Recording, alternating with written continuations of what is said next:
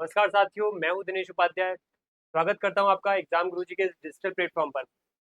आप सभी जानते हैं कि Madhya Pradesh assistant professor political science paper 2 इसमें यूनिट 10 उसको हम अभी कवर कर रहे हैं। तो उसमें अगला जो हमारा टॉपिक होने वाला है आज का, मुख्य रूप से मध्य प्रदेश का जो प्रशासन है उसमें जिला प्रशासन और जिलाधीश। मध्य प्रदेश में डिस्ट्रिक्ट जो मजिस्ट्रेट का पद है, डिस्ट्रिक्ट एडमिनिस्ट्रेशन है, और डिस्ट्रिक्ट मजिस्ट्रेट का जो पद है जिसको कलेक्टर भी कहते हैं, उसके बारे में आज का हमारा डिस्कशन होने वाला है। मुख्य रूप से ये डिस्कशन थोड़ा सा प्रशासनिक जो ढांचा है शुरुआत में उसको लेकर के होगा। मध्य प्रदेश में क्या प्रशासनिक ढांचा है, क्या क्या कैसी कैसी संरचना है, उसके बाद फिर जिले स्तर पे क्या क्या व्यवस्थाएं हैं वो हम देखेंगे। तो फटाफट स्टार्ट करते हैं, क्योंकि बहुत सारा कंटेंट है, जो बहुत सारी चीजें आपको मैं प्रोवाइड कराने वाला हूँ। इस एक वीडियो में हम बहुत सारी जो जिला स्तर पे व्यवस्थाएं होती हैं उनको हम समझेंगे। तो स्टार्ट करते हैं। सबसे पहले आप समझ लो यूनिट 10 का सिलेबस क्या है। यूनिट 10 का सिलेबस मुख्य रूप से प्रशासन सचिवालय, मुख्य सचिव, सचिव और आयुक्त, जो कि मैं ऑलरेडी आप लोगों को करवा चुका हूँ। अब हमारा टॉपिक जिला प्रशासन, जिलाधीश की भूमिका, स्थानीय सुशासन और शहरी स्थानीय सुशासन। अब देखो ये टॉपिक्स क्या है, अब एग्जाम नजदीक आ चुका है, अब ये टॉपिक अभी तक नहीं हो पाए, तो आप इस चीज के लिए मैं आप लोगों से कहीं ना कहीं क्षमा प्रार्थी हूँ, क्योंकि मेरा जो है स्वास्थ्य अभी बिगड़ गया था बीच में। तबीयत खराब होने की वजह से ना तो मैं ज्यादा रिसर्च कर पाया, ना इस पे पीपीटी बना पाया, और ना इसके लिए अच्छे से क्वालिटी कंटेंट प्रोवाइड आपको करा पाया, रिकॉर्डिंग भी नहीं कर पाया। उसके लिए क्षमा प्रार्थी हूँ। बाकी लेकिन एक चीज आपको मैं पहले ही कह देता हूँ, देखो ये काफी हद तक ऐसे टॉपिक्स है जो आपने कहीं ना कहीं पढ़ रखे हैं, वो आप भी इससे निश्चिंत हो। सीधी सी बात है। ये दो टॉपिक ऐसे थे जिसका क्या है, थोड़ा सा टेक्निकलिटी थी, थोड़ा सा टेक्निकल टॉपिक्स है, इस वजह से हमने इसको काफी हद तक कवर कर लिया है। आज क्लास इन पे होने वाली है, ठीक है। कोशिश करेंगे कि आज दोनों कवर कर लेकर, काफी टाइम होता है इस लेक्चर में, 1 घंटे 1.5 घंटे से ज्यादा होता है, तो हम इस क्लास को कवर कर देंगे। नेक्स्ट जो क्लास होगी हम उसमें जिलाधीश की भूमिका कर लेंगे कवर, ठीक है। तो उसके बाद फिर अगर हमें टाइम मिलता है तो जो भी आपके टॉपिक्स आपको लगे ये टॉपिक्स भी करने चाहिए कोई भी यूनिट के, तो वो मुझे इन्फॉर्म कर देना, मैं उसका आपको कंटेंट या फिर जो भी एक master class, dedicate master class है, वो आपको प्रोवाइड करा दूंगा। काफी हद तक मैंने बहुत सारी जो आपकी एक आपसे जो वादे किए थे, जो प्रोमिस किए थे, वो पूरे करा दिए हैं। जैसे कि यूनिट जो 1 से लेकर के 10 तक एमसीक्यू क्लासेस थी वो आपको प्रोवाइड करा दी। उसके बाद जो मास्टर क्लास 9th यूनिट की थी वो आपको काफी हद तक प्रोवाइड करा दी। उसमें लास्ट में जो सुप्रीम वो हाई कोर्ट की व्यवस्था है और जो पॉलिटिकल सिनारियो है मध्य प्रदेश का, वो काफी हद तक थोड़ा सा रह गया है, मध्य प्रदेश में महिलाओं की स्थिति। बट आप उसमें निर्धारित तत्व पढ़ोगे तो वही सब उसमें आ जाता है। मध्य प्रदेश में जो political structure, development of politics है, उसमें काफी हद तक वही सब चीजें हैं जो आपने मध्य प्रदेश के निर्धारक तत्व में आपने देख ली ऑलरेडी। तो ज्यादा कुछ बदलाव नहीं है। बाकी फिर भी अगर टाइम मिलता है तो मैं वो भी आपको प्रोवाइड करा दूंगा, लेकिन मेरा अभी फोकस 10th यूनिट पे है, जिसमें कुछ नए नए टॉपिक्स हैं वो आपको मैं उपलब्ध करवा देता हूँ। तो स्टार्ट करते हैं। आपने सिलेबस देख लिया होगा। आज का टॉपिक है मध्य प्रदेश जिला प्रशासन, जिलाधीश की भूमिका, district administration in Madhya Pradesh, role of district magistrate and collector. क्या रोल है इस पद का? इनफाइनाइट काम करता है, इसलिए मैंने ये इनफाइनाइट एक साइन बनाया है यहाँ पे, क्योंकि इसके काम भी बहुत ही ज्यादा क्या है, वाइब्रेंट है, मतलब विविध है, डाइवर्स है, बहुत ही विस्तार पूर्वक क्षेत्र में फैले हुए हैं। बहुत ही ज्यादा अलग अलग सेक्टर्स में ये क्या है, मतलब आप सोच भी नहीं सकते हो ऐसे से ये काम निभाता है। मतलब अगर आपको यूपीएससी की तैयारी करने के पहले किसी व्यक्ति को बता दिया जाए कि कलेक्टर को ये भी करना पड़ेगा, ये भी करना पड़ेगा, उसमें भी बहुत ही सिस्टमेटिक ढंग से, तो वो एक बार सोचेगा कि यार मैं तैयारी करूँ या ना करूँ, छोड़ दो। तो अभी आप जब इस लेक्चर को देख लोगे ना तो आपको वाकई आपकी आंखें खुल जाएंगी कि एक कलेक्टर इतना सारा काम मतलब कैसे कर लेता हो, उसको बहुत ही सटीक तरीके से भी करना है। ऐसा नहीं कि कोई में कमी रह जाए, कमी रह जाएगी तो लाखों लोगों पे इम्पैक्ट पड़ेगा उसका। एक जिले के अंदर लाखों लोग रहते हैं, लाखों आ, निवासी होते हैं उस जिले के। तो अगर आपकी कोई भी एक भी फैसले में थोड़ी सी ऊपर नीचे या गलती होगी तो वो इम्पैक्ट उन पे पड़ेगा। इसलिए कलेक्टर की जो जिम्मेदारी होती है वो बहुत महत्वपूर्ण होती है। एक और बात महत्वपूर्ण रूप से मैं ये कह देता हूँ, आपने राज्य सचिवालय पढ़ा, सचिव पढ़े, आपने आयुक्त पढ़ा, कमिश्नर पढ़ा, कोई भी ऑफिसर ऐसा नहीं है कि जो सरकार से कनेक्ट होने के बाद जनता से कनेक्ट हो सीधा। सचिव, मुख्य सचिव, शासन सचिव, आयुक्त, ये कभी जनता से कनेक्ट नहीं होते सीधे। इनका जो कनेक्ट कनेक्शन है वो ग्रास रूट लेवल पे नहीं होता है। ये सुपीरियर लेवल के अधिकारी कर्मचारी होते हैं, टॉप लेवल पे बैठे होते हैं, ये पिरामिड में सबसे पीक पे बैठे होते हैं, वहां से पॉलिसी फॉर्मुलेशन करते हैं और नीचे क्या करते हैं, निर्देश देते हैं कलेक्टर को, कलेक्टर जाके इम्प्लीमेंट करता है उसको। यानी कि अल्टीमेटली ग्रास रूट पे, जमीन पे, धरती पे, ग्राउंड लेवल पे कौन जाके कर रहा है काम, कलेक्टर कर रहा है। इसलिए इसलिए ये पद इतना महत्वपूर्ण हो जाता है कि ये सरकार और जनता के बीच में एक कड़ी का काम कौन करता है, कलेक्टर, डिस्ट्रिक्ट मजिस्ट्रेट करता है। ठीक है, सरकार यानी कि जो हमारी सत्ता है, हमारे जो कार्यपालिका है और हमारी जो जनता है, उसके बीच में डेमोक्रेटिकली जो इलेक्ट सरकार है और जो जनता है जिसने चुनी है वो सरकार, उनके बीच में कम्युनिकेशन, उनके बीच में जो उन्होंने पॉलिसी बनाई उनका ये कलेक्टर इम्प्लीमेंटेशन करेगा। तो उसमें जो एक महत्वपूर्ण भूमिका है वो कलेक्टर की होती है, वो डिस्ट्रिक्ट मजिस्ट्रेट की होती है, ये सबसे बड़ी बात है। इसीलिए पूरे भारत में जो भी पॉलिसी फॉर्मुलेशन हो रहा है या फिर राज्य स्तर पे जो भी पॉलिसी फॉर्मुलेशन हो रहा है, अल्टीमेटली इस मध्य प्रदेश राज्य में जो 55 जिले हैं, उन 55 जिलों में बैठे हुए डीएम्स हैं, अलग अलग जो कलेक्टर्स बैठे हुए हैं, ये जाके जनता के बीच में जवाबदेह होंगे कि उनकी सरकार क्या कर रही है, उनकी सरकार पॉलिसी के इम्प्लीमेंटेशन में क्या क्या व्यवस्था कर रही है, वो पॉलिसी इम्प्लीमेंटेशन का काम ये लोग निभाएंगे। और पॉलिसी बनाने का काम तो आपको पता है अपर लेवल के, सचिवालय लेवल के जो अधिकारी कर्मचारी हैं वो करेंगे। तो ये व्यवस्था आप समझ गए कि इनका मुख्य काम क्या है। अब हम समझते हैं कि मध्य प्रदेश में एक प्रकार से इस पद की हमने गरिमा समझ ली, पद का एक जो एक एजेंस है, अस्तित्व है, वो हमने समझ लिया। हम समझते हैं मध्य प्रदेश में कैसी, मध्य प्रदेश में जिला प्रशासन काम करता है, डिस्ट्रिक्ट एडमिनिस्ट्रेशन। ठीक है, होता क्या है जिला प्रशासन, अभी मैं पद की बात ही नहीं कर रहा हूँ, अभी मैं जिले में जो एक ऑफिस है, प्रशासन है, पूरी की पूरी ढांचा है, जैसे राज्य स्तर पे राज्य सचिवालय होता है, वैसे ही जिले स्तर पे क्या होता है, जिला प्रशासन होता है। उस जिला प्रशासन की बात कर रहा हूँ, यानी कि डिस्ट्रिक्ट एडमिनिस्ट्रेशन की बात कर रहा हूँ, ना कि डिस्ट्रिक्ट मजिस्ट्रेट की, ना कि कलेक्टर की। कलेक्टर की बात अभी नहीं हो रही है, डिस्ट्रिक्ट मजिस्ट्रेट की बात नहीं हो रही है, किसकी बात हो रही है, एक ऑफिस की बात हुई। तो ये एक ऑफिस है। पहली बात तो ये समझ लो कि एक एक ढांचा है जिले स्तर पे, ऑफिस कह दो या ढांचा कह दो या स्ट्रक्चर कह दो, या स्ट्रक्चर है ये, जिले स्तर पे एक ढांचा है, एक स्ट्रक्चर है जो आपको देखने को मिलेगा। क्या होता है, किस तरीके से इसकी संरचना होती है वो आप समझते हैं। देखो, किसी भी राज्य को, एक हमने भारत देश है हमारा, आप देख ही चुके हो, भारत देश है हमारा, उस भारत देश में 28 राज्य है, सबसे सीधी सी बात है, और हर एक राज्य में आपको जिले मिलेंगे। तो ऐसे ही मध्य प्रदेश में आपको 55 जिले देखने को मिलेंगे। सीधी सी बात आ गई यहाँ पे कि भारत देश को राज्य प्रशासन में, स्टेट एडमिनिस्ट्रेशन में बांटा गया है, और उसी को और इफेक्टिव ढंग से हमने पॉलिसी इम्प्लीमेंटेशन के लिए, बेहतर संचालन के लिए, बेहतर डायरेक्शन के लिए संभागों में बांटा है, और उसका अल्टीमेटली ग्रास रूट लेवल पे इम्प्लीमेंटेशन के लिए हमने जिलों में बांटा है। कि जो भी वादे करेंगे, जनता डेमोक्रेटिक एक कंट्री है, तो डेमोक्रेटिक यानी कि जनता के प्रति जवाबदेह होना पड़ेगा। जनता अगर आपसे कोई डिमांड करे तो आप उसको इम्प्लीमेंट करो। तो उसकी सटीक इम्प्लीमेंटेशन के लिए, स्पष्ट इम्प्लीमेंटेशन के लिए, क्रियान्वयन के लिए भारत को राज्य प्रशासन और फिर संभागों में, फिर उसको जिलों में बांटा गया है। इस प्रकार से आप देख सकते हो मध्य प्रदेश 55 जिलों में डिवाइडेड है, और कितने संभागों में, 10 संभागों में डिवाइडेड है। पिछली क्लास में हम देख चुके हो। और एक प्रकार से आप समझ लो कि राज्य प्रशासन की सबसे छोटी इकाई और सबसे छोटा स्ट्रक्चर कौन होता है, डिस्ट्रिक्ट एडमिनिस्ट्रेशन होता है।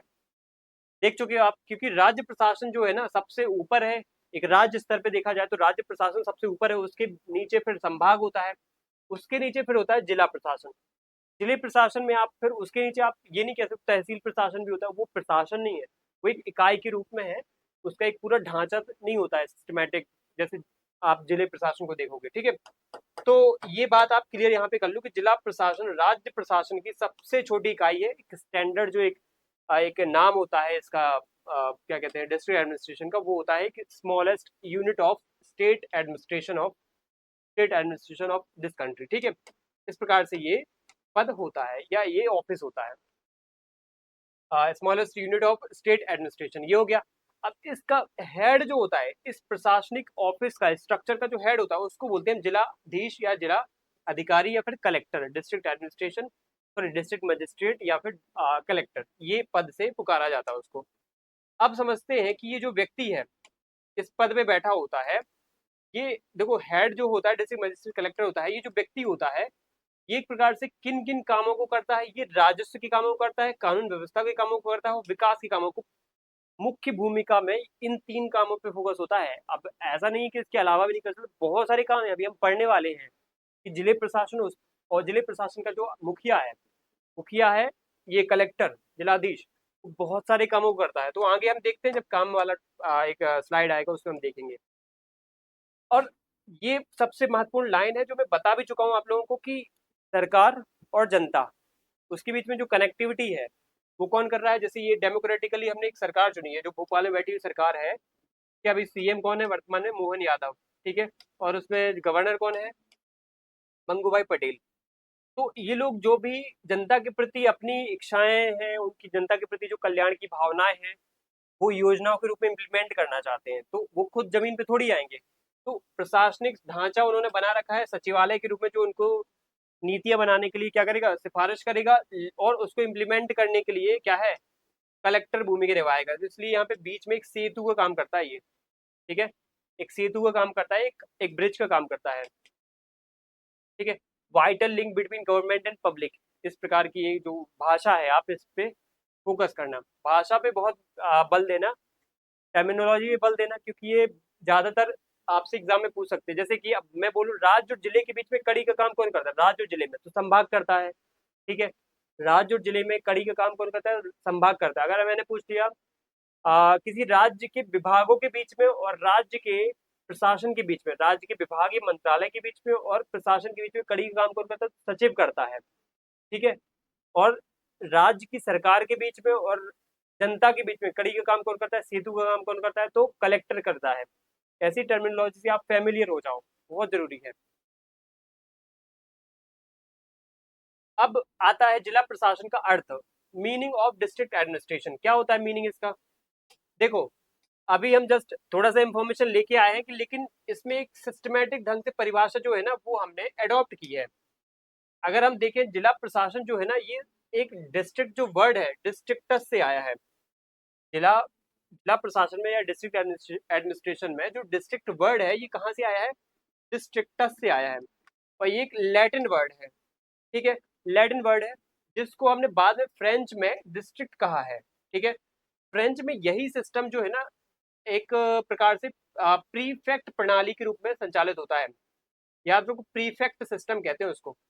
जैसे भारत में जिले प्रशासन को आप देखते हो, वैसे ही आप फ्रांस जाओगे तो आपको वहाँ पे प्रीफेक्ट सिस्टम देखने को मिलेगा, वो सिमिलर है भारत के जिला प्रशासन की तरह। तो आप उसमें कंफ्यूज मत हो। एक प्रकार से ऐसा एग्जाम में आ सकता है कि भारत में जो जिला प्रशासन है, मध्य प्रदेश में जो जिला प्रशासन की व्यवस्था है वो किस देश से अडॉप्ट की गई है, किस देश के समान है वो, तो वो फ्रांस के प्रीफेक्ट सिस्टम से ली गई है, उसके समान है, उससे समानता रखती है वो। Concept taken from the French prefect system, और इसको जब अपनाया था ना तो वो बहुत पहले ही अपना लिया था, 1776 में वॉरेन हेस्टिंग ने जब इजारेदारी व्यवस्था शुरू की थी। आपको मैं बता देता हूँ, आयुक्त वाले चैप्टर में मैंने बता दिया है आपको वैसे भी, कि जब वॉरेन हेस्टिंग ने आयुक्त वाला पद शुरू किया था, सॉरी आयुक्त वाला नहीं, इजारेदारी वाली व्यवस्था शुरू की थी, तो इजारेदारी वाली व्यवस्था में उसने एक ये नियम रखा था कि किसी भी जमींदार को अब परमानेंट जमीन नहीं दी जाएगी, उसको 5 साल 10 साल के लिए लीज पे जमीन दी जाएगी, नीलामी की जाएगी जमीन की। जब ठेकेदार या जमींदार को जमीन मिल जाएगी तो वो राजस्व कलेक्ट करके हमें देगा, तो इसी को इजारेदारी व्यवस्था की कहा गया। तो भूमि का नीलामी होना था, तो नीलामी होने के बाद जब जमीनें ठेकेदारों को जमींदारों को मिल जाती है, तब इनसे कहा गया कि रेवेन्यू हमें दो। ईस्ट इंडिया कंपनी ने ही कहा जमींदारों को। अब यहाँ पे वॉरेन हेस्टिंग के दिमाग में ये आया कि ये जो लोग हैं ये क्या पता गबन कर जाए पैसे को, तो उसने एक पद बनाया जुडिशियल प्लान के अंतर्गत 1776 में। क्या बनाया पद, उसने बनाया एक पद महत्वपूर्ण, वो था कलेक्टर का पद। उस कलेक्टर के पद को बनाने के लिए उसने एक डिस्ट्रिक्ट वाली व्यवस्था भी शुरू की।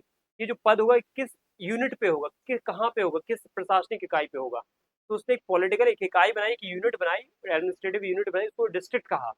उस डिस्ट्रिक्ट में एक कलेक्टर का पद बनाया, उस पद पे कलेक्टर को बैठाया, उससे कहा कि तुम ये जो जमींदार है ना, जमींदार जब रेवेन्यू कलेक्शन करें तो तुम ध्यान रखना कहीं ना कहीं ये गबन ना करें। तो पूरे के पूरे राजस्व कलेक्शन में, रेवेन्यू कलेक्शन में तुम्हारी जिम्मेदारी बहुत महत्वपूर्ण होगी। तुम्हें सभी जमींदारों पे को मॉनिटरिंग करना हो, सभी जमींदारों से क्या करना है, रेवेन्यू का कलेक्शन अपने पास इकट्ठा करना है। फिर ईस्ट इंडिया कंपनी को देना है। तो यानी कि ये रेवेन्यू कलेक्शन का काम कौन करेगा? कलेक्टर करेगा। और उस कलेक्टर को बैठाने के लिए एक पद बनाया गया, एक इकाई बनाई गई डिस्ट्रिक्ट करके। कब बनाई गई थी ये? 1776 में। किसके द्वारा? वॉरेन हेस्टिंग के द्वारा। सबसे पहले ये कब व्यवस्था कहाँ आई थी? बंगाल में, कलकत्ता में आई थी। और डिस्ट्रिक्ट शब्द उसको कहा गया था, उस इकाई को। ठीक है, तो ये ऐसे शुरुआत होती है जिला की, डिस्ट्रिक्ट ऐसे शुरुआत होता है। और प्रशासन आपको पता है एक टर्मिनोलॉजी है, एक वर्ड है, एक संरचना, एक मतलब एक व्यवस्था को दिखाता है, डिनोट करता है, एक प्रक्रिया है। मतलब सिंपल वर्ड में कहें तो कि जनहित में अगर आपको कोई काम करना है तो एक प्रक्रिया अपनानी पड़ेगी, वो कहलाती है प्रशासन। जैसे मैं किसी को बोलूँ कि मुझे तो प्रशासन करना है इस एरिया में, तो मतलब मैं इनडायरेक्टली कहना चाहता हूँ कि इस एरिया में मैं एक ऐसी व्यवस्था बनाऊं जिसमें मैं इन लोगों का वेलफेयर कर पाऊँ, जनहित कर पाऊँ। तो उसको हम एक प्रकार से कह सकते हैं कि वो प्रक्रिया कौन सी अपनाने वाला हूँ? प्रशासनिक प्रक्रिया अपनाने वाला हूँ। अब जिला जो प्रशासन है, इसकी हम शुरुआत समझते हैं कि कैसे हुई थी। मैंने अभी जो बताया वो डिस्ट्रिक्ट का बताया कि डिस्ट्रिक्ट कब शुरू हुआ, डिस्ट्रिक्ट कब आया हमारी कहानी में। तो आपको बता दिया 1776 में वॉरेन हेस्टिंग्स के टाइम पे आया था कलेक्टर। डिस्ट्रिक्ट पद, डिस्ट्रिक्ट इकाई बनाएगी, उसका जो उस पे जो पद बनाया गया, प्रमुख पद बनाया गया, प्रशासनिक पद, वो कलेक्टर का बनाया गया। लॉर्ड कर्जन ने, देखो अब इसके पहले एक चीज और समझना, जिला प्रशासन के लिए अलग अलग जो लोग हैं, अलग अलग जो विचारक हैं, थिंकर हैं, एडमिनिस्ट्रेटर हैं, उन लोगों ने इस पद को अलग अलग परिभाषाएं दी है, परिभाषित किया है। जैसे लॉर्ड कर्जन, पता है, जिला प्रशासन को एम्परर ऑफ द डिस्ट्रिक्ट कहा, मतलब इस कलेक्टर को क्या कहता है वो? Emperor of district. कि एक प्रकार से लॉर्ड कर्जन ये कह रहा है कि जो जिले का प्रशासन है, उस प्रशासन का जो प्रमुख व्यक्ति है कलेक्टर, वो एक प्रकार से एम्परर है, राजा है, मोनार्क है वहां का, उस जिले का। ये लाइन याद रखो कि पूछ सकता है एग्जाम में कि किस व्यक्ति ने कलेक्टर को डिस्ट्रिक्ट का एम्परर कहा है, जिले का प्रशासन, जिले का राजा कहा है, किसने कहा है? लॉर्ड कर्जन ने।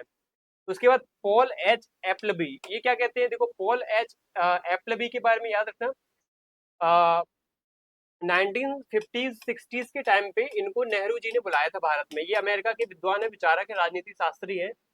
इनको इसलिए बुलाया गया था कि भारत में जो प्रशासनिक ढांचा है उसको कैसे संगठित, सुसंगठित किया जाए, कैसे उसमें बदलाव किया जाए, कैसे उसमें रिफॉर्म किया जाए। तो पॉल एच एप्लबी को अमेरिका से भारत बुलाया गया कि वो रिकमेंडेशन दे भारत में, और भारत में विकास प्रशासन की नींव रखें। भारत में कैसे जो डेवलपमेंट है वो प्रशासन कहीं ना कहीं बखूबी निभा पाए, और प्रशासन एक प्रकार से क्या हो? कल्याणकारी हो, ना कि ब्यूरोक्रेटिक हो, ना कि लाल फीताशाही से बधा हुआ हो, भ्रष्टाचारी ना हो करके एक वेलफेयर, एक एडमिनिस्ट्रेशन का क्रिएशन करना है। तो पॉल एच एप्लबी को बुलाया गया था, थिंकर है, अमेरिकन एक पर्सनैलिटी है। तो इन्होंने उसी जिला प्रशासन को क्या कहा है? डिस्ट्रिक्ट एडमिनिस्ट्रेशन को is the nerve centre.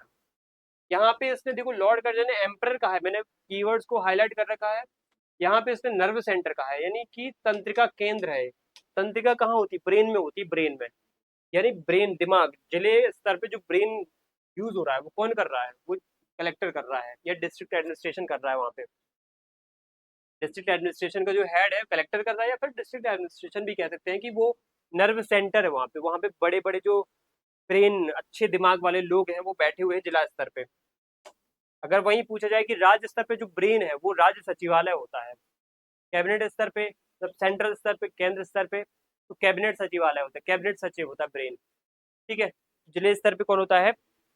District administration, और उसका हेड जो होता है कलेक्टर होता है। जे एच वाइटली कमेटी, जे एच वाइटली कमेटी, ठीक है। अब ये कमेटी क्या कहती है? जे एच वाइटली कमेटी कहती है कि the district officer is the real representative of the government in the district. ठीक है, रियल रिप्रेजेंटेटिव, ये वर्ड यूज किया इन्होंने। ठीक है, क्या यूज किया? रियल रिप्रेजेंटेटिव, वास्तविक प्रतिनिधि है ये।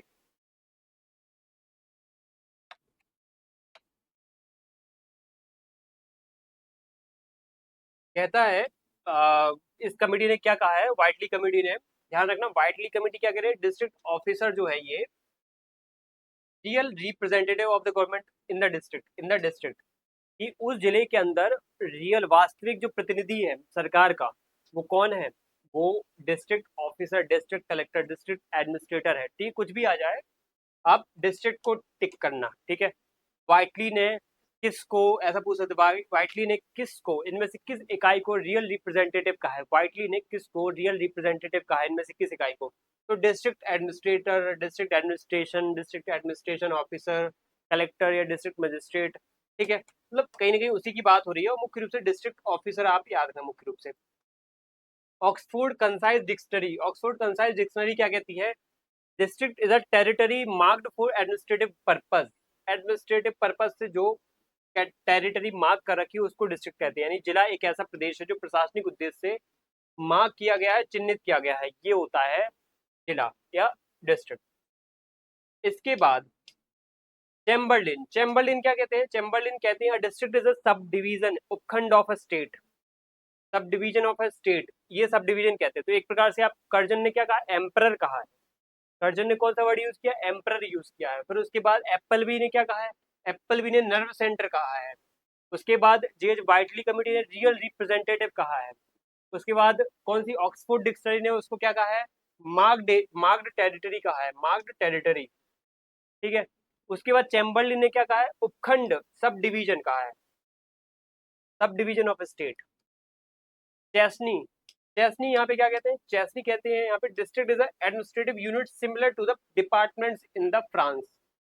याद रखना भारत के स्तर पे ये लाइन नहीं है, उन्होंने ओवरऑल स्तर पे कही है कि जैसे फ्रांस में डिपार्टमेंट होते हैं वैसे ही क्या होता है डिस्ट्रिक्ट का एडमिनिस्ट्रेशन अलग अलग देशों में देखा जाता है, या फिर खासतौर पर भारत में भी देखा जाता है। डिस्ट्रिक्ट इज एडमिनिस्ट्रेटिव यूनिट कि जिला, जिला एक प्रकार से ऐसी प्रशासनिक इकाई है जो फ्रांस के डिपार्टमेंट के जैसी है ना समान है, या फ्रांस के डिपार्टमेंट की जैसी दिखती है।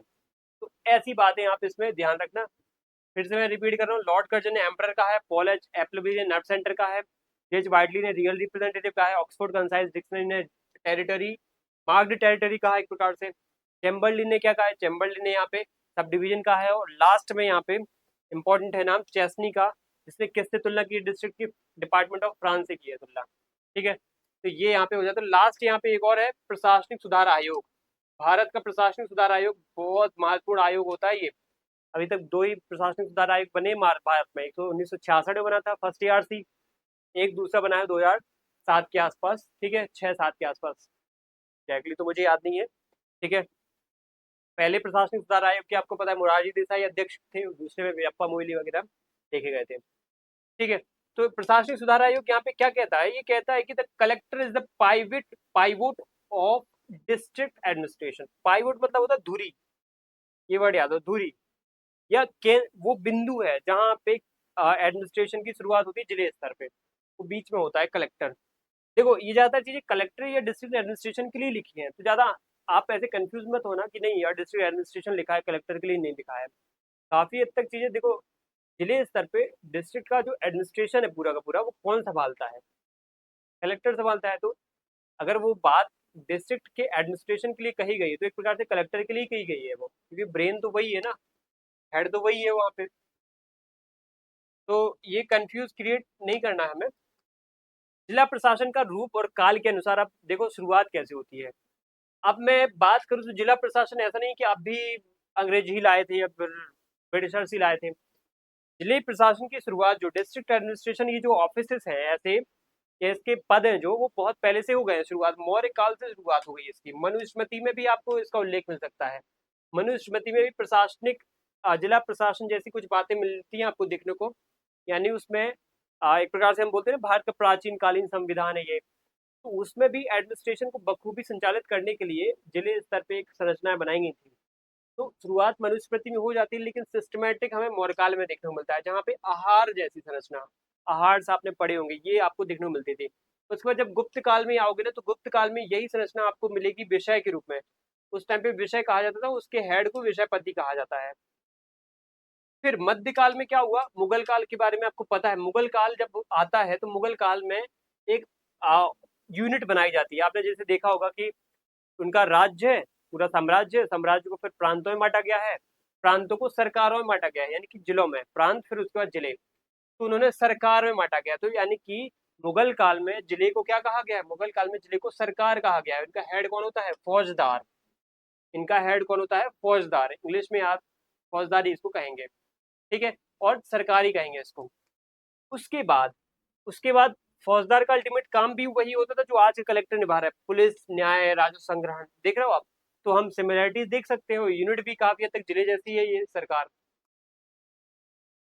अब करंट बेसिस पे अगर हम देखें तो मॉडर्न फेज में इस पद की शुरुआत बहुत अच्छे तरीके से, हम अगर सिस्टमेटिक ढंग से देखें तो हमने ब्रिटिश काल में देखी है। मतलब अगर आज का हम कलेक्टर की तुलना करें तो वो काफी हद तक सिमिलर था ब्रिटिश कालीन कलेक्टर के समान। ठीक है, कैसे था, जब ब्रिटिश टाइम में Warren Hasting East India Company का गवर्नर बनता है तो उसने 1772 के आसपास एक प्लान लाया था, जुडिशियल प्लान करके। इस जुडिशियल प्लान में उसने क्या किया था, राजस्व और कानून व्यवस्था को संभालने के लिए एक पद बनाया था। ठीक है, राजस्व और कानून व्यवस्था को संभालने के लिए एक पद बनाया था, जिला कलेक्टर, डिस्ट्रिक्ट कलेक्टर। और उसका मैं एजेंस बता चुका हूँ, क्यों क्यों इसलिए क्यों किस लिए बनाया था ये पद, क्योंकि वॉरेन हेस्टिंग ने इजारेदारी प्रथा शुरू की। इजारेदारी प्रथा कहीं ना कहीं क्या थी, फिर से बता रहा हूँ, इजारेदारी प्रथा में मतलब जमीन भूमि को क्या किया जाता था, नीलाम किया जाता था, भूमि को नीलाम किया जाता था। नीलाम किनको किया जाता था, जमींदारों को, या जमींदारों को।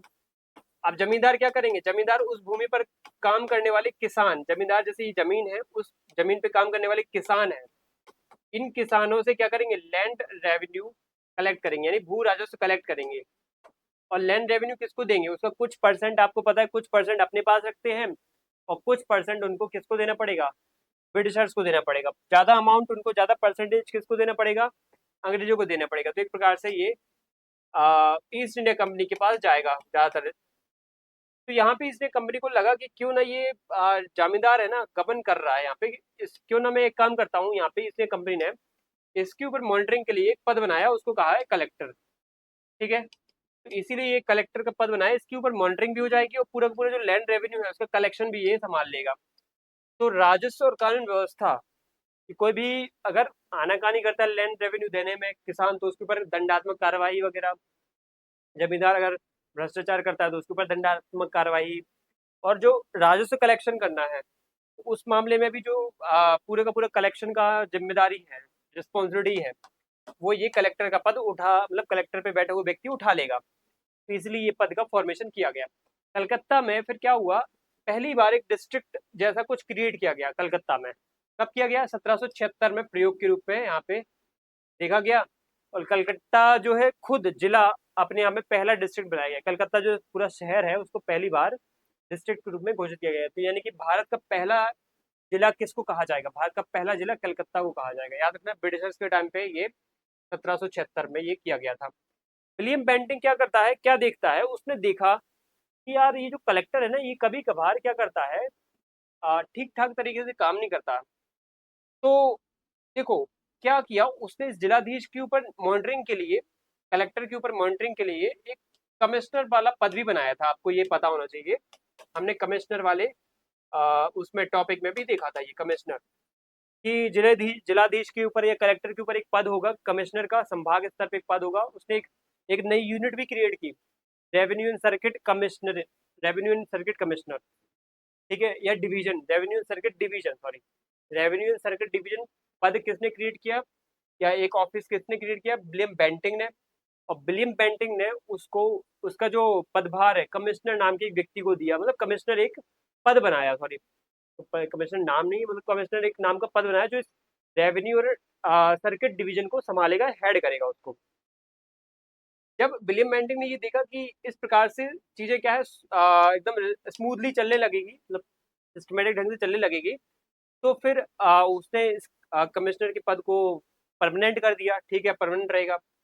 कलेक्टर को उसने जिलाधीश नाम से फिर संबोधित किया, ये याद रखना, पहले इसको जिलाधीश यानी कि डिस्ट्रिक्ट मजिस्ट्रेट नहीं कहा जाता था। ठीक है, डिस्ट्रिक्ट मजिस्ट्रेट का जो पद है डीएम है, कलेक्टर पहले सिर्फ कलेक्टर कहलाता था, तो डीएम की जो उपाधि है या डीएम का जो नाम है वो विलियम बेंटिंग 1829 के आसपास देता है ये। और लास्ट यहाँ पे एक पॉइंट और है कि रॉबर्ट मार्टिन ने 1831 में इस जिलाधीश को, डिस्ट्रिक्ट मजिस्ट्रेट को राज्य का चेहरा कहा है। ये क्या है, फेस ऑफ स्टेट है। अब ये हमारे लिए समझना जरूरी हो जाता है कि आजादी के बाद हम कर क्या रहे हैं इस पद को लेकर के। तो आजादी के बाद हमने क्या किया कि हमने इस जिलाधीश के पद यानी डिस्ट्रिक्ट मजिस्ट्रेट के पद को बहुत इंपॉर्टेंस दी, मतलब कहीं ना कहीं हमने समझा कि ये पद महत्वपूर्ण है। जरूर उस जमाने में शोषण के लिए था, कलेक्शन के लिए था, लेकिन अभी के मामले में हम कल्याण जो जनता का करना चाहते हैं, जनहित में काम करना चाहते हैं, प्रशासन को बनाना चाहते हैं, तो हमें इस पद को बना करके रखना पड़ेगा। और ये पद ऐसा भी था कि अगर इसको खत्म कर देंगे ना तो प्रशासनिक ढांचा चरमरा जाएगा। तो पिछले 150-200 सालों से ये संरचना चली आ रही है, इसको सडनली खत्म नहीं कर सकते। इसलिए पद की भूमिका को विस्तृत और कर दिया उन्होंने, इस पद को और ताकत दे दी और कार्यक्षेत्र बढ़ा करके राजस्व, प्रशासनिक विकास और राज्य सरकार का प्रतिनिधि तक बना दिया। देख रहे हो आप। साथ में उन्होंने जो ये आप देख चुके हैं, आफ्टर इंडिपेंडेंट डिस्ट्रिक्ट मजिस्ट्रेट, इसको इंग्लिश में समझ लेते हैं कि expanded to include revenue officer. Revenue officer तो था ही, administrative officer, development officer, representative. पहले आपने एक चीज नोटिस नहीं की होगी कि डेवलपमेंट ऑफिसर जैसा कुछ नहीं था। पहले उसको रेवेन्यू, लॉ एंड ऑर्डर, है ना, लॉ एंड ऑर्डर और रेवेन्यू, जहां तक यही दोनों थे। उसके बाद दंडात्मक कार्रवाई कर सकता है, कानून को क्रियान्वित कर सकता है और राजस्व का कलेक्शन कर सकता है। बट अब देखो आप, डेवलपमेंट का काम भी दे दिया, यानी कि डेवलपमेंट भी करोगे अब आप। यानी ये दिखाता है कि नेहरू सरकार या फिर उस टाइम पे जो आजाद होने के बाद सरकारें थी अलग अलग राज्यों की, उन्होंने समझा कि डेवलपमेंट का काम भी इसको सौंप देते तो जो एक कल्याणकारी राज्य है वो हमारे देश में उभर पाएगा। और भारत शासन अधिनियम 1935, अब ये कहता है, देखो आजादी के बाद का मतलब ये है यहाँ पे एक पॉइंट कि आजादी के बाद क्या हुआ। अब बीच में यहाँ पे 35 की का उल्लेख मैंने इसलिए किया है, आर्टिकल 1935 जो, sorry, government of India act 1935 का उल्लेख इसलिए किया है क्योंकि इसमें भी पावर का कहीं ना कहीं एक्सपांशन देखा गया था, उसकी पावर और फंक्शंस का एक्सपांशन देखा गया था। और वो एक्सपांशन कहीं ना कहीं बहुत एरियाज में था। जब हम आजाद हो गए 1947 में, तो आर्टिकल जब हमने संविधान बनाया तो उसमें आर्टिकल 233 भी जोड़ा। उस 233 में आप देख लो जिला जज। अब जिला जज में ये मैंने नोटिस किया, जब मैं कंटेंट को कलेक्ट कर रहा था तो मैंने नोटिस किया कि जिला जज जैसा एक पद बनाया गया है, मतलब जिला जज जैसा एक 233 में देखा जा रहा है। अब आप बोलोगे ये सर ये तो न्यायिक पद है, इसको कलेक्टर से थोड़ी हमें वो करना है। बिल्कुल याद रखना, ये एक न्यायिक पद है। मैंने जानबूझ के इसलिए आपको यहाँ पे उल्लेख करा दिया है कि ये कलेक्टर की कैटेगरी में नहीं आएगा, या इसको डीएम मत समझ लेना आप, ये डिस्ट्रिक्ट जज अलग है। सुप्रीम कोर्ट, हाई कोर्ट और डिस्ट्रिक्ट कोर्ट, उस डिस्ट्रिक्ट कोर्ट के अंतर्गत जो जज होता है उसको 233 के अंतर्गत नियुक्त किया जाता है, आप याद रखना। वो डिस्ट्रिक्ट मजिस्ट्रेट कैटेगरी में नहीं आता है, वो अलग चीज है, ठीक है, ये नोट करके आप इसको याद रख सकते हो। उसका कोई डीएम से लेना देना नहीं है, वो न्यायिक काम को संभालता है। अच्छा, मतलब एक चीज मुझे क्लियर हो गई कि यार यहाँ पे न्यायिक काम को डिस्ट्रिक्ट जज संभालता है, तो फिर दंडात्मक जो न्यायिक वाले या डीएम, जो डीएम डिस्ट्रिक्ट मजिस्ट्रेट ये कलेक्टर को कह रहे हैं, फिर वो कौन से फिर ऐसे न्यायिक काम संभालता है, दंड दंड वगैरह तो वो भी दे सकता है। तो याद रखना, आपको पता है हमारे भारत में संविधान में नीति निर्देशक तत्व है एक, आर्टिकल 50 में कहा गया है कि कार्यपालिका और न्यायपालिका अलग होंगे। जो कलेक्टर का पद है वो पूरा का पूरा कार्यपालिका में आता है, ना कि न्यायपालिका में, है ना। ऐसा इसलिए करना जरूरी है क्योंकि हमारे देश में, ठीक है, एक बहुत ही एक संवैधानिक एक प्रकृति है या फिर संवैधानिक विशेषता है, principle of natural justice. Principle of natural justice को इम्प्लीमेंट करने के लिए हमने कार्यपालिका को अलग रखा है और न्यायपालिका को अलग रखा है। ऐसा क्यों, आप खुद ही सोचो। एक व्यक्ति ने कोई गुनाह किया है, तो गुनाह किया है यानी कि उसको पकड़ेगा कौन, तो उसको पकड़ेगी पुलिस। समझना ध्यान से, एक व्यक्ति ने गुनाह किया तो उसको पुलिस पकड़ के ले गई। पुलिस अब उसको दंड दे सकती है क्या, आप खुद ही बताओ। पुलिस उसको दंड नहीं देगी, पुलिस सिर्फ पकड़ेगी, उसको उसको कैप्चर करेगी, पकड़ेगी, कैच करेगी। उसको दंड देने का काम कौन करेगा, जज करेगा, या फिर एक जो जुडिशियल मजिस्ट्रेट है वो करेगा। ऐसे में क्या होता है कि जिसने पकड़ा है वो तो पहले से ही मान के चलता है कि अपराधी है, इसलिए तो उसने पकड़ा है। लेकिन जज होता है, निष्पक्ष रूप से वहां पे कार्यवाही करता है, न्यायिक अलग अलग हियरिंग्स करता है, सुनवाई करता है, न्यायिक सुनवाई करता है। जब उसको पर्याप्त सबूत मिल जाते हैं फिर जब जा करके वो निष्पक्ष रूप से फैसला सुनाता है कि ये बाकी दोषी है निर्दोषी है।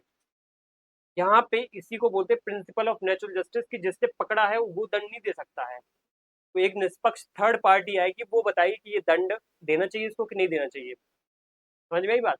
इसलिए आपको पता होगा हमारे भारत में संविधान में कि ये उल्लेख है राइट टू लाइफ में कि कहीं ना कहीं आपको 24 घंटे के अंदर कोर्ट ले जाया जाएगा। पुलिस आपको दंड नहीं देगी, पुलिस आपको 24 घंटे पकड़ करके 24 घंटे के अंदर सीधा कोर्ट ले जाएगी। कोर्ट फैसला करेगा कि आपको छोड़ना है या बरी करना है, छोड़ना है कि सजा देना है, सॉरी। तो आप एक बात समझ गए कि ये क्या दिखाता है कि जो पकड़ने वाले लोग हैं पुलिस अधिकारी, ये कार्यपालिका है, ये अलग होने चाहिए, न्यायपालिका ये अलग होना चाहिए। तो आर्टिकल 50 यही तो कहता है आपका। आर्टिकल 50 कहता है कि अगर प्रिंसिपल ऑफ नेचुरल जस्टिस चाहते हो अपने स्टेट में, तो इन दोनों को अलग रखो। इन अगर ये जिम्मेदारी एक ही व्यक्ति को सौंप दी तो क्या हो जाएगा, पूरा का पूरा ढांचा चरमरा जाएगा, वो बर्बाद कर देगा, वो पूरा का पूरा क्या हो जाएगा, तानाशाह हो जाएगा वो व्यक्ति।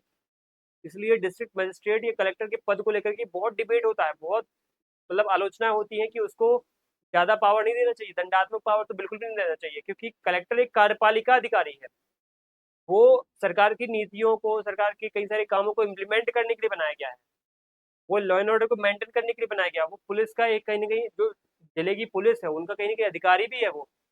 जिले का पुलिस का अधिकारी हम कहते हैं एसपी, आईपीएस है, लेकिन आईपीएस के भी ऊपर कौन होता है, कलेक्टर होता है, आईएएस होता है। तो एक प्रकार से वो क्या है, कार्यपालिका का प्रमुख है जिले की।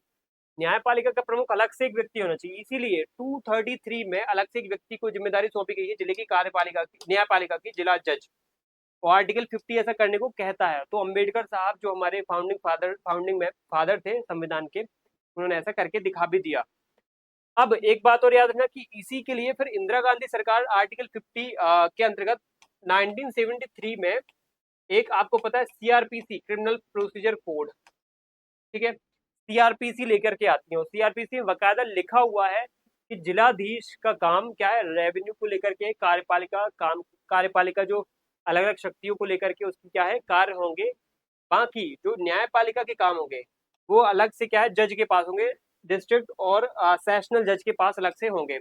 यानी जो कलेक्टर है उसकी न्यायिक शक्तियां और उसकी कार्यपालिका शक्तियों को सेपरेट कर दिया, उससे क्या है न्यायिक शक्तियां काफी हद तक छीन ली।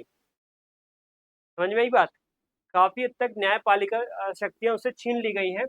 और वो अल्टीमेट क्या है, अब कुछ कार्यपालिका वाले काम ही करेगा, कार्यपालिका से रिलेटेड कुछ महत्वपूर्ण अगर वो गतिविधियां करना चाहता है, शक्तियों का उपयोग करना चाहता है, तो वो कार्यपालिका शक्तियों के दायरे में सीमित रहकर ही काम करेगा। अब यहाँ पे एक चीज और समझ लो, सीआरपीसी का वैसे बदलाव हो चुका है। अब इसको भारतीय नागरिक सुरक्षा संहिता कहते हैं, बीएनएसएस, ठीक है। भारतीय नागरिक सुरक्षा संहिता अब पिछले साल 1 जुलाई 2024 से ये 1 जुलाई 2024 से ये इम्प्लीमेंट हो गई है। तो अब सीआरपीसी का क्या है, सीआरपीसी को रिप्लेस कर दिया जा चुका है। तो भारत में इस तरीके से क्या है, अलग अलग जो ये कलेक्टर के पद हैं किस तरीके से बदले गए हैं संविधान के अंतर्गत। 1950 233 में देखो लिखा ही है कि जिला जज होगा जो कि न्यायिक गतिविधियां संभालेगा। और 1900 जो ये 50 से संविधान आया तो उसके आर्टिकल 50 के अंतर्गत ये बिल्कुल घोषित किया गया है कि प्रिंसिपल ऑफ नेचुरल जस्टिस के लिए कलेक्टर के कार्यपालिका पद, कार्यपालिका वाली शक्तियां ही उसके पास होना चाहिए, ना कि उसके पास न्यायिक शक्तियां। न्यायिक शक्तियां अलग व्यक्ति के पास हो और कार्यपालिका शक्तियां अलग अलग व्यक्तियों के पास हो, ऐसे में नेचुरल जस्टिस प्रोसीजर हो पाएगा आगे। तो ये हमारा यहाँ पे टॉपिक ये हो जाता है डिस्कशन। अब हम आते हैं कि ये जो संगठन है जिला प्रशासन का, इसका ढांचा क्या है। तो आपको पता है कि जैसे किसी स्टेट को डिवाइड किया जाता है उसको डिवीजन में या संभागों में, डिवीजन को फिर डिवाइड किया जाता है डिस्ट्रिक्ट में, उपखंड में, ठीक है, सॉरी जिला में, जिले में, ठीक है, ये इसका इसके नीचे लिखा हुआ है।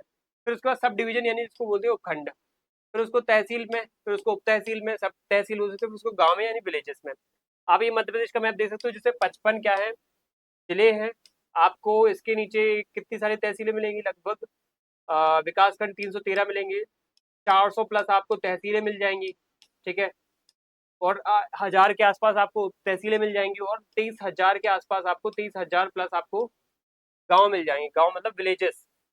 तो ये संरचना आप देख रहे हो, 400 प्लस आपको क्या मिल जाएंगी, तहसीलें, और 313 प्लस आपको क्या मिल जाएंगे, विकास खंड, और 55 आपको जिले मिल जाएंगे, ठीक है। अप्रोक्स ये संरचना आपको पता होना चाहिए। तो ये जिला प्रशासन की संरचना है कि जिले के अंदर आपको क्या क्या देखने को मिलेगा। आप मुख्य रूप से यहाँ से याद रखो इसको, जिला डिस्ट्रिक्ट से। अब देखो जिला प्रशासन का संगठन क्या है, ऑर्गेनाइजेशन, संगठन ऑर्गेनाइजेशन पढ़ते हैं, ठीक है। फटाफट इसको करते हैं कि ऑर्गेनाइजेशन क्या है। तो प्रमुख अधिकारी अगर आपसे पूछा जाए कि जिला प्रशासन के अंतर्गत कौन कौन से अधिकारी होते हैं, तो संभाग के नीचे होता है जिला, संभाग की होता है वो नीचे होता है जिला। तो इसका जो प्रमुख अधिकारी होता है वो कलेक्टर होता है, जिलाधीश या कलेक्टर होता है, डिस्ट्रिक्ट मजिस्ट्रेट होता है, पता ही आपको। अगर उसके नीचे आप जाओगे तो उसके नीचे आपको कौन सा अधिकारी देखने को मिलेगा, वो मिलेगा उपखंड या सब डिवीजन, ठीक है। जिला के नीचे आपको सब डिवीजन या उपखंड देखने को मिलेगा जिसका अधिकारी होता है एसडीओ या एसडीएम, ठीक है, एसडीओ या एसडीएम। अब आप ये एसडीएम जो वर्ड है ये क्या दिखाता है, उपखंड दंडाधिकारी, उपखंड अधिकारी या दंडाधिकारी, क्योंकि मजिस्ट्रेट जो वर्ड आता है ना, मजिस्ट्रेट ये दिखाता है कि उसके पास कुछ न्यायिक शक्तियां भी हैं, लेकिन बहुत ही सीमित दायरे में। दंड दंड मतलब ये लिखा जरूर है वर्ड, मतलब दंड ऐसा नहीं कि उसको 5 साल की सजा देने की शक्ति है ना, किसी को भी जेल में डाल दिया, ऐसा नहीं है उसके पास। जैसे धारा 144 लगाने की शक्ति है, किसी को कहीं पे लाठी चार्ज करने का आदेश देने की शक्ति है, ठीक है। तो ऐसे मामलों में ये सब दंडात्मक कार्रवाई, अब वो वर्ड तब से चल रहा है इम्प्लीमेंटिंग के टाइम से, इसलिए वो अब जनरली क्या है, जबान पे बना हुआ है। बाकी अभी दंडात्मक कार्रवाई वाला ऐसा सजा देने वाला नहीं है उसके पास। अब ये समझो कि उपखंड अधिकारी को विकास प्रशासन की दृष्टि में आप इसको बांट सकते हो, और एक राजस्व प्रशासन की दृष्टि से बांट सकते हो। विकास प्रशासन की दृष्टि से आप देख सकते हो, विकास खंड होता है जिसको ब्लॉक कहते हैं, ब्लॉक का जो अधिकारी होता है वो होता है बीडीओ, ब्लॉक डेवलपमेंट ऑफिसर, खंड विकास अधिकारी जिसको कहते हैं। फिर ये क्या करता है, इसके नीचे होता है ग्राम पंचायत या पंचायत समिति, जो विकास योजनाओं के लिए क्या करती है, क्रियान्वयन में सहयोग करती है। अब इसी प्रकार से राज्य प्रशासन को और नीचे बांटा जाता है राजस्व की कैटेगरी में, या फिर राज्य प्रशासन का ढांचा जो है वो अलग कैटेगरी में बांटा जाता है, राजस्व कैटेगरी। यहाँ पे वैसे राजस्व लिखना था, ठीक है, राजस्व में, ठीक है। राजस्व कैटेगरी में बांटा जाता है वो है तहसील, जिसका तहसीलदार प्रमुख होता है, उप तहसील जिसका नायब तहसीलदार प्रमुख होता है, राजस्व निरीक्षक जिसका ऑफिसर होता है आरआई या रेवेन्यू ऑफिस इंस्पेक्टर, और उसके भी नीचे होता है एक और अधिकारी गांव का, वो होता है पटवारी। सबको पता होगा, ये फेमस पद है ये, पटवारी, ठीक है। तो ये क्या है, एक प्रकार से पूरी की पूरी संरचना है, आप इसका स्क्रीनशॉट ले सकते हो। मैं सजेशन दे रहा हूँ क्योंकि यही क्या है, एग्जाम में संरचना आने की संभावना है यहाँ पे, ठीक है। कि आप इसको मतलब रिवाइज करने के लिए स्क्रीनशॉट ऐसा ले करके आप रिवाइज कर सकते हो टाइम टू टाइम, याद कर लो तो और अच्छा है फिर। अब आता है जिला प्रशासन की आवश्यकता क्यों है, रिक्वायरमेंट क्यों है, नीड क्यों है, इंपॉर्टेंस क्या है उसकी। तो ऐतिहासिक निरंतरता, हिस्टोरिकल एक कंटिन्यूटी बनी रहे, ठीक है। आपको पता है कि ये जो पद है ये प्राचीन काल से लेकर के चला रहा है, ऐसा नहीं कि अंग्रेजों के काल से लेकर के चला आ रहा है, प्राचीन काल से है। फिर उसके बाद आपको पता है मौर्य काल, गुप्त काल, फिर उसके बाद मध्यकाल में मुगल काल, जो बड़े बड़े साम्राज्य हैं उन्होंने भी इस पद को समझा है कि जिला प्रशासन उसमें एक अधिकारी होना ही चाहिए, ठीक है। तो उसको हमें कंटिन्यू करना ही पड़ेगा, वरना हम जो प्रशासनिक ढांचा है वो खत्म कर देंगे, समाप्त हो जाएगा। इसीलिए इसकी इंपॉर्टेंस है कि प्राचीन काल से चला आ रहा है तो हमें भी कंटिन्यू करना चाहिए। उसके बाद एक ये भी कहा जाता है कि क्षेत्रीय इकाई है, अगर राज्य प्रशासन या राज्य की सत्ता कोई भी फैसला लेती है तो उसको क्षेत्र में, उस पर्टिकुलर एरिया में इम्प्लीमेंट करना है, तो वहां पे ये प्रशासन ही तो जाएगा अल्टीमेटली। तो योजनाओं का क्रियान्वयन स्थानीय स्तर पे यही अधिकारी, यही प्रशासन, एडमिनिस्ट्रेशन वहां पे लोकल ग्रास रूट लेवल पे जाकर के काम करेगा, इम्प्लीमेंट करने का काम, पॉलिसी इम्प्लीमेंट करने का काम इनका होता है। और लास्ट में ये सरकार और जनता के बीच में सेतु। मैं बार बार बोल रहा हूँ यहाँ पे, ये चीज आप बहुत अच्छे से याद रखो कि सत्ता और जनता, सत्ता और जनता के बीच में कनेक्टिविटी का काम कौन कर रहा है, डिस्ट्रिक्ट कलेक्टर या फिर डिस्ट्रिक्ट एडमिनिस्ट्रेटर कर रहा है, एडमिनिस्ट्रेशन कर रहा है यहाँ पे। उसके बाद है यहाँ पे जन सेवा से संबंधित जो पब्लिक सर्विसेज होती हैं, जैसे पब्लिक सर्विसेज में पब्लिक वेलफेयर के लिए कानून का बकायदा सिस्टमेटिक इम्प्लीमेंटेशन, फिर जनता का विकास, जनता का कल्याण, जनता के लिए आपदा प्रबंधन करना, जनता के लिए आपदा से उनको निजात दिलाना, प्रशासन की नींव, कहीं ना कहीं डिस्ट्रिक्ट एडमिनिस्ट्रेशन नींव के रूप में भी काम करता है। कैसे नींव के रूप में काम करता है, ये शासन की जमीनी इकाई है, मैं बता चुका ना, ग्रास रूट है ये। सरकार की हर एक पॉलिसी को अगर जमीन तक ले जाना है मुझे, ठीक है, कोई सचिव कहता है कि मैंने ये कोई योजना बनाई है, मंत्री जी इसको इम्प्लीमेंट करते हैं, जनता का कल्याण होगा, तो बोल दी है, बना दी है, मंत्री जी ने साइन कर दिए, मुख्यमंत्री ने भी साइन कर दी, कैबिनेट ने पास कर दिया, विधानसभा ने पास कर दिया, ठीक है। लेकिन लेकिन अल्टीमेटली जनता तक ले जाने का काम ये डिस्ट्रिक्ट एडमिनिस्ट्रेशन एडमिनिस्ट्रेशन करेगा, कलेक्टर करेगा, डीएम करेगा, ठीक है। अब आगे क्या है, इसके प्रमुख काम, major function of district administration, ठीक है, क्या क्या काम होते हैं इसके। देखो, एक नियामक काम होते हैं, रेगुलेटरी रेगुलेटरी फंक्शन, जैसे रेगुलेटरी फंक्शन मतलब रेगुलेट करना, तो उसके अंतर्गत कई सारे कानून आते हैं, बहुत सारे कानून मैं बस बताऊंगा, राजस्व संहिता के कानून, सीआरपीसी, अब जिसको हम बीएनएसएस कहते हैं, भारतीय नागरिक सुरक्षा संहिता, उसके अंतर्गत जैसे धारा 144 वाला सीआरपीसी के अंतर्गत आपने सुना होगा धारा 144 लगाना। धारा 144 से जैसे कोई इलाके में अस्त व्यस्तता फैलने, हिंसा होने का, लॉ एंड ऑर्डर खराब होने का एक संभावना लगती, तो धारा 144 लगा दी जाती थी। तो ये जो ऐसे नियम ऐसे लॉ एंड ऑर्डर को बनाने के लिए ऐसे जो उसके पास रेगुलेटरी फंक्शंस हैं, शक्तियां हैं, तो वो यूज करता है। जैसे दंगों की स्थिति में धारा 144 लगाना, देखे चुके हो आप। इन केस पुलिस न्याय प्रणाली पर अगर उसको निगरानी रखना है तो जेलों में निरीक्षण कर सकता है कि देखो भैया वहाँ पे सही तरीके से पुलिस काम कर रही है, या न्याय जो पुलिस है, पुलिस प्रशासन है, वो उस जेल के अंदर या फिर पूरे पूरे जिले के अंतर्गत अच्छे से क्या कर रहा है, कैदियों से बर्ताव कर रहा है कि नहीं कर रहा है, क्योंकि उनका भी एक मानवाधिकार होता है। वन संसाधनों के ऊपर नियंत्रण लगाना है तो वो भी वहाँ पे कोई नियम कायदे बना सकते हैं। परमिट जारी करना, अब जैसे परमिट एक क्या होता है, लीगल एक सर्टिफिकेट होता है, ठीक है। और पेड़ काटने का जो सर्टिफिकेट, एक परमिट है, परमिशन है एक प्रकार से, ये कलेक्टर किसी खास कंपनी को ही देगा कि यहाँ पे पेड़ काटे जाने हैं, ये कॉन्ट्रैक्ट आपको है, ठीक है। कोई भी नहीं ऐसे काट सकता, तो वो कलेक्टर के पास पावर होती है। प्रशासनिक समन्वय, अब ऐसा नहीं है कि कोई गांव में कई पेड़ काटने हैं तो पटवारी से पूछ लिया, पटवारी से परमिशन ले ली और पेड़ काटने चले गए, ऐसा नहीं होता है। कलेक्टर से परमिशन लेनी पड़ती है वहाँ पे, ठीक है। जिला प्रशासन से पूछना पड़ेगा। उसके बाद आ, फिर है प्रशासनिक समन्वय, एडमिनिस्ट्रेटिव कोऑर्डिनेशन बनाना है तो आपको विभिन्न विभागों में समन्वय करना है, जैसे स्वास्थ्य के बीच में और शिक्षा विभाग में। जैसे मान लो जिले में सीएमओ है, चीफ मेडिकल ऑफिसर है, और डीयू है, डिस्ट्रिक्ट एजुकेशन ऑफिसर है। ये दोनों अलग अलग विभागों से रिलेटेड है, ऑफिसर है, जिले के सबसे बड़े ऑफिसर है ये।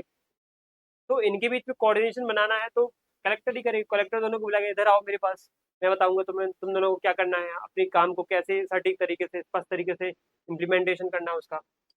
तो ये कलेक्टर यहाँ पे या जिला प्रशासन यहाँ पे कम करता है।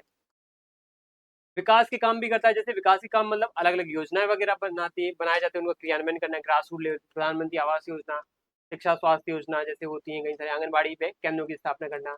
उसके बाद कल्याणकारी काम करना, जैसे अलग अलग कल्याणकारी काम कमजोर वर्गों के लिए, जैसे महिलाएं, दिव्यांग, पिछड़े वर्ग, वंचित वर्ग, उनके लिए भी काम करना। वृद्धावस्था, जो वृद्ध लोग हैं, विधवाएं हैं, उनके लिए भी कई सारे काम करना, ठीक है। बेटी बचाओ बेटी पढ़ाओ जैसी एक बहुत बड़ी कल्याणकारी योजना है, उसका क्रियान्वयन जिला प्रशासन ही जमीनी स्तर पे करता है। फिर शिकायत प्रणाली, जन सुनवाई वगैरह आपने बहुत सुना होगा, कि जन सुनवाई होती है, जिले प्रशासन जिला स्तर पे जन सुनवाई होती है। जन सुनवाई में हर एक व्यक्ति अपना पर्सनली जाकर के अपना पॉइंट रख सकता है, अपनी बात रख सकता है, शिकायत कर सकता है वहाँ पे, और वहाँ पे जिला प्रशासन की पूरी जिम्मेदारी होती है कि उसको निराकरण करे, जन सुनवाई में आवेदन देना, ठीक है। उसके बाद प्रशिक्षण और निरीक्षण, ट्रेनिंग एंड सुपरविजन, ठीक है। जैसे कि अधीनस्थ अधिकारियों को प्रशिक्षण देना, जनरली आपने देखा होगा कि कई सारे पटवारी को बुला करके कलेक्टर ने क्या किया, उनको दिशा निर्देश दिए, उनको ट्रेनिंग के लिए 1 हफ्ते तक बुलाया गया है पटवारियों को, कि मान लो शिक्षकों का एक क्या है, एक समूह बुलाया गया ट्रेनिंग के लिए। इस प्रकार से कई सारी ऐसी गतिविधियां होती रहती जिले स्तर पे। तो टाइम टू टाइम उनको नए जैसे सरकार ने या फिर हमारे राज्य के सचिवालय ने नए दिशा निर्देश जारी कर दिए, तो उस दिशा निर्देशों से आगाह कराना है शिक्षकों को या फिर पटवारियों को, किसी विभाग के अधिकारी कर्मचारियों को, तो वो ये क्या कलेक्टर की जिम्मेदारी है, जिला प्रशासन की जिम्मेदारी होती है।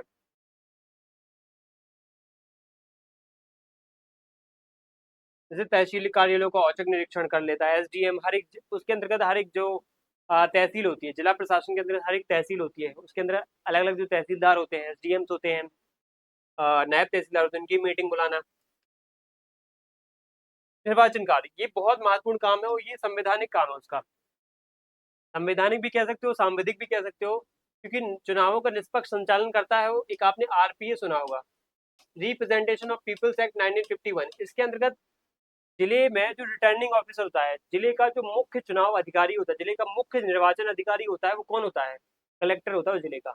और ये उसको पावर कहाँ से मिली हुई है, रिप्रेजेंटेशन ऑफ पीपल्स एक्ट 1951 के अंतर्गत। साथ में संविधान में भी आपको पता है 324 के अंतर्गत ये संरचना बता रखी है। 324 में आपको पता है इलेक्शन कमीशन ऑफ इंडिया है, इसी के अंतर्गत इनडायरेक्ट वे में ये कहा गया है कि राज्य स्तर पे और खास तौर पे राज्य के अंदर जिले स्तर पे भी चुनाव अधिकारी होंगे, ठीक है। और उस जिले के प्रमुख को ये जिम्मेदारी सौंपी जाएगी, ठीक है। तो मुख्य रूप से लेकिन ये याद रखना, रिप्रेजेंटेशन ऑफ पीपल्स एक्ट में कहा गया है ये ऐसा। साथ में लोकसभा विधानसभा में मतदान केंद्रों की स्थापना करना, कहीं पे बूथ अगर कम पड़ रहे हैं, इस इलाके में पॉपुलेशन ज्यादा है, यहाँ पे बूथ का निर्माण करना है एक एक्स्ट्रा, तो वो जिला का निर्वाचन अधिकारी यानी कलेक्टर कर सकता है। जिले मतलब चुनाव निर्वाचन कर्मचारियों की नियुक्ति, किसी इलाके में बूथ में ये कर्मचारी नियुक्त करना है तो वो भी करेगा। एसडीएम को रिटर्निंग ऑफिसर बनाना, ये काम भी वो कर सकता है। आपातकालीन काम, कुछ इमरजेंसी काम भी वो करता है, जैसे आपदा आई है उस जिले में, आपदा आ गई है मान लीजिए,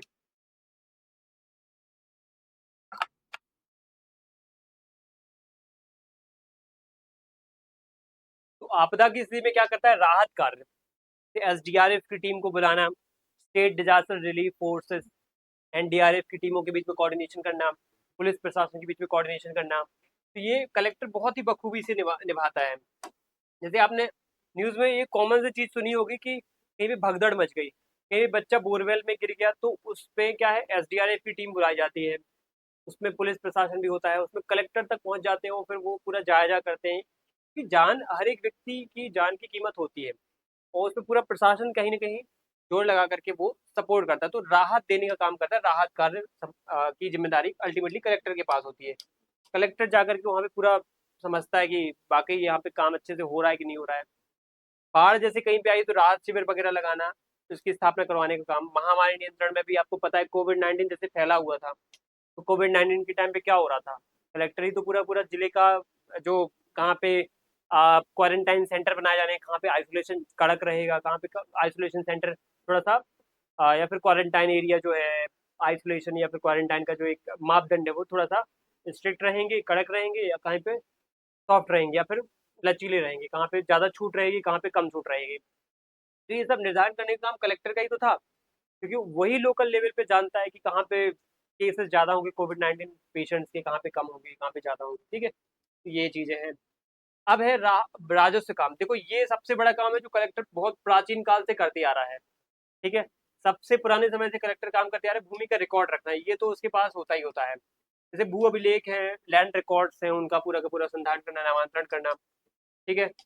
तो ये सब करता है, और उसके नीचे फिर तहसील होती हैं, फिर उप तहसील होती है, फिर पटवारी होता है, तो वो बटा होता है काम, ऐसा है, ठीक है? आप ऐसा नहीं कि आपको बस जमीन, मान लो आपको अपनी जमीन किसी और के नाम करना है, तो आप कलेक्टर के पास पहुंच जाओ, आप अपने तहसील पे जाओ, ठीक है? अगर वहां पे मामला नहीं सुलझ पा रहा है, ठीक है, तो आप फिर कलेक्टर के पास जाओ। समझ में आई बात? मतलब ये है कि कोई भी व्यक्तियों के बीच में जैसे जमीन का विवाद है, संपत्ति को लेकर विवाद है, तो वो जमीन जमीन प्रकार से राजस्व कैटेगरी में ही आ जाती है, तो वहां पे एक तहसील, एक मुख्य जो ऑफिस है वो, उसमें जाओ, सबसे बेसिक जो ऑफिस है, शुरुआती ऑफिस, तो वहां से आपको कोई समस्या आती है तो फिर आप जिला स्तर पे जाओ।